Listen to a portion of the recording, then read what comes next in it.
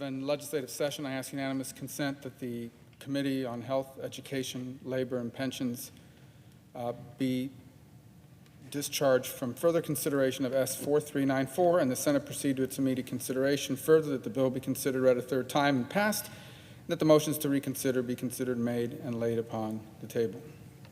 Is there an objection? Mr. President.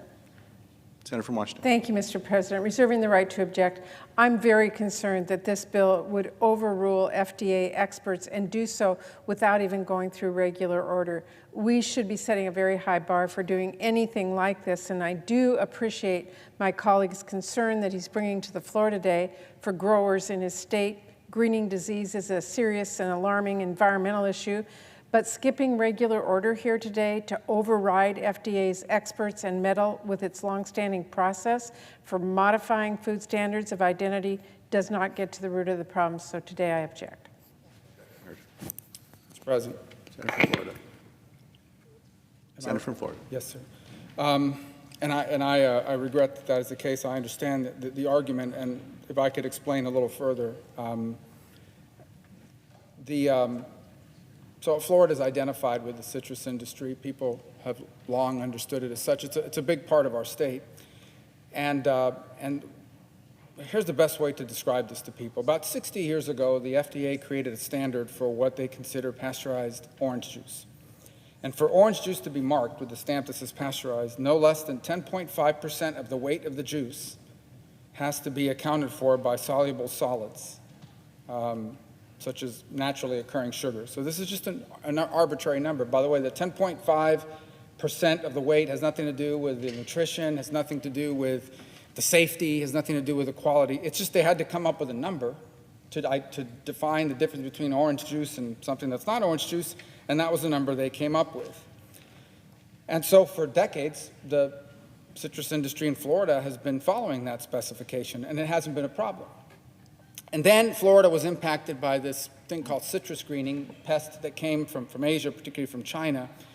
And what it's done is it's ravaged the trees. It ravages the trees to the point where one of the impacts it has is that now the sugar content, you wouldn't notice it if you drink it, but or you eat one, but the sugar content of the fruit that's now on those trees because of the greening often falls under the 10.5. Again, no one would know. It's not any less safe. It's not any less nutritious. It falls under that number. And then obviously the hurricane we had in 2016 made those problems even worse when they suffered the loss of a bunch of trees. And so now, to meet this arbitrary 10.5% threshold, the juice processors in Florida, they have to now blend in oranges and orange juice that have higher sugar content, and they usually have to import it from a foreign source. Again, there's no health benefit to doing that. In fact, you could probably argue that less sugar is probably better. You wouldn't taste the difference. You wouldn't know it. I put 2 glasses of orange juice in front of you, one with the number they're asking for, which is 10%, and the other one with 10.5. You wouldn't notice the difference. So they've been asking the FDA to change the standard so they don't have to import a bunch of oranges from Brazil and mix it just to be able to hit the sugar content. And if they can't do it, then the only thing that changes is that the final product can't be marketed as Florida orange juice. And that's really the challenge that we're facing here. We would love for this to go to a normal process. The problem is by the time the FDA makes a decision on it, there may not be any growers left. And let me explain why that is a problem. These citrus growers sit on valuable land. Every developer in the state's trying to get their hands on that land. They'd love to develop it into a mall, into an industrial park. We're facing those problems everywhere. Once you turn farmland into a commercial use, an industrial use, a housing development, you never get it back. I've seen farms turned into commercial development. I've never seen a commercial development be turned back to a farm. Once we lose this land, we lose it forever. We lose it forever.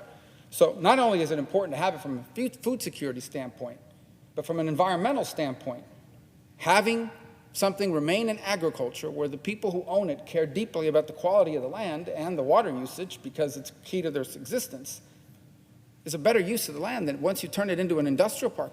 But eventually these agricultural owners have to do something. Some of them have been in the business for generations.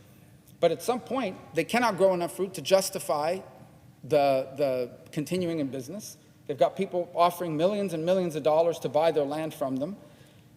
And so this simple bill that I filed would provide certainty to the orange growers that by lowering the solids, the 10.5 content to 10.0, that's all it does, from 10.5 to 10.0, they will have some level of certainty that they'll be able to continue in business. So I regret that there's an objection here today. I understand the desire to follow the FDA process, but I just want to be clear. Like, no one is arguing that knows about this, that going from 10.5 to 10.0 has any safety issue or anything of that nature. It's literally a undetectable difference, but it would make a big difference for citrus growers in Florida. And I hope we can, if we're not going to be able to do it this way, I hope we can get a hearing and we can get this passed, because I'm not sure if a couple of years from now we're going to have a citrus industry. And if we lose them, we'll lose that land and we'll never get it back. I yield the floor.